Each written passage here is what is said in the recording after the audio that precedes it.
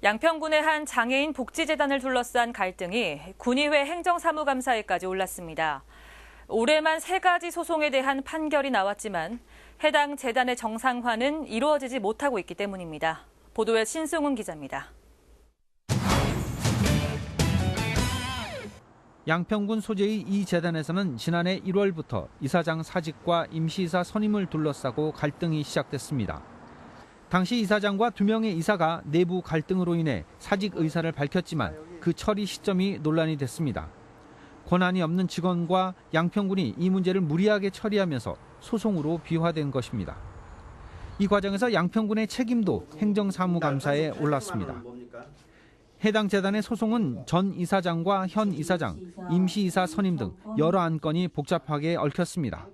하지만 올해 3번의 판결에선 전 이사장이 모두 승소하면서 업무에 복귀는 했지만 여전히 갈등이 남아 있습니다. 판결인데 양평군에서 쓰잘데기 없이 개입해갖고 그걸 갖다 적법 처리하지 이사를 갖다 선임해갖고 이 사단을 내게 만들었어요. 등기소에서는 절차가 하자가 있는 임원 병행을 갖다 3번씩이나 거부를 했습니다. 또한 양평군이 임시이사를 선임하는 과정에서 지역사회 보장협의체에 의뢰했다는 점과 2배수나 3배수가 아닌 필요인원 3명만을 추천받아 그대로 승인한 점도 문제로 지적됐습니다. 통상적으로 이루어지고 있고 또 없다고 하면 내부 지침에 대한 부분으로 정해져 있어야 되고 그 내부 지침에 의거해서 진행이 돼야 됩니다. 근데 그런 것들이 제대로 이루어지고 있는지에 대한 의문이 좀 듭니다. 반면 양평군은 현재 진행 중인 소송의 최종 판결을 지켜보겠다는 입장입니다. 또한 임시이사 선임 등 관련 행정 절차에는 문제가 없다고 맞서고 있습니다.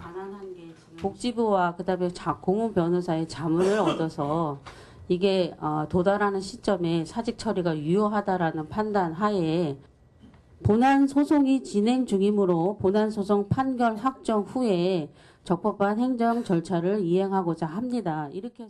한편 전 이사장이 물러난 사이 장애수당 착복 등으로 인해 해임당한 재단 설립자에 대해서 재단 이름으로 처벌 불원서 제출과 가압류 해지가 진행된 것으로 나타났습니다. 따라서 임시이사 선임과 이후 절차의 적법성이 문제가 될 경우 재단 설립자에 대한 조치도 또다시 논란이 될 전망입니다. 딜라이브 서울 경기 케이블 TV 신승훈입니다.